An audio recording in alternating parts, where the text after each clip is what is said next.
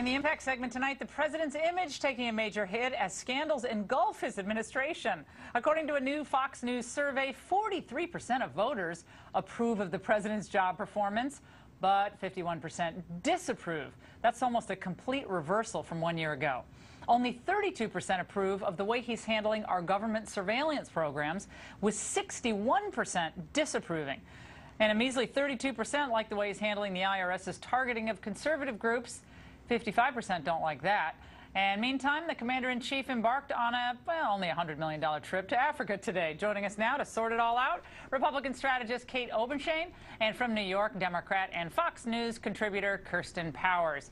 All right, Kirsten, let's start with you. This is quite a reversal, is it not, of where we are just we were about a year ago, and even a few months ago. 7 months ago, the president wins election. Everybody loves a winner, and now, well, kind of gone downhill. Well, I mean, look, there's been this explosion, basically, of scandals, one after another. I don't know how anybody could hold up under this.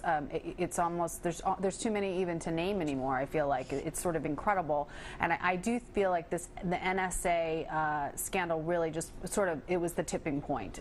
People were already, I think, getting frustrated with the IRS situation, with Benghazi, with different things, and then you have this. You have, I think the president looks, not great, to say the least, having somebody sort of on the run from the United States who's exposing secrets, and so there's a lot to be unhappy about.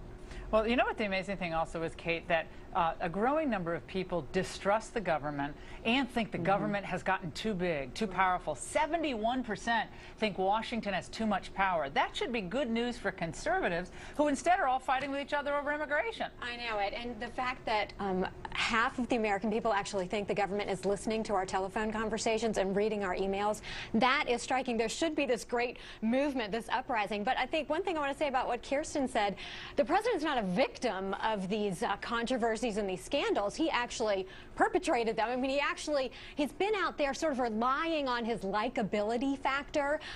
Right now, that's down. For the first time, a majority of Americans don't even like the president. And he's sort of been banking on that, pushing through programs that the American people are not comfortable with. Now, all of a sudden, that's evaporated. And let me tell you, Kirsten, I think the image of the Obamas getting on yet another chopper trip over to Air Force One to head off on another vacation, part business, I guess. I mean, Mandela is failing, so I'm not sure whether he's going to be able to visit him.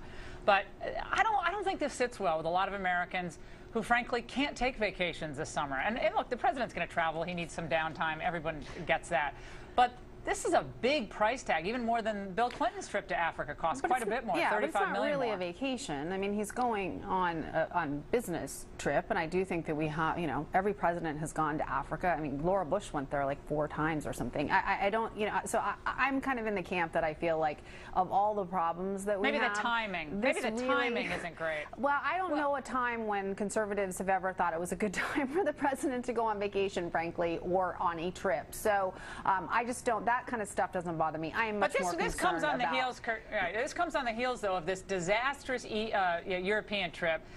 This was not a fun European vacation. This was the G8, where he got stared down by Putin. Then we get rolled by the Chinese when they visited us, and then we can't even get them to obviously help us at all on turning over Edward Snowden. So we've gotten faced on numerous fronts, and just the image of the president then taken off, and making the call to the LGBT people. I understand that, but I just don't think it seems all that, compelling.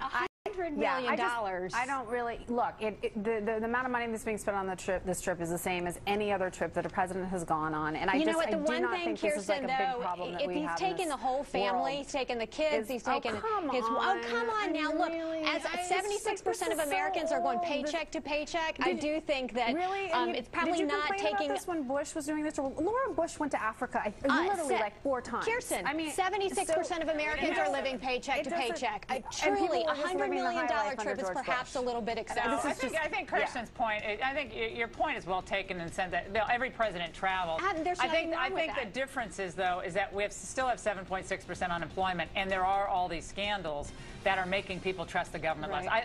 But they travel, they do stuff. If you guys think, I don't think I think this is the least of our problems. Yeah.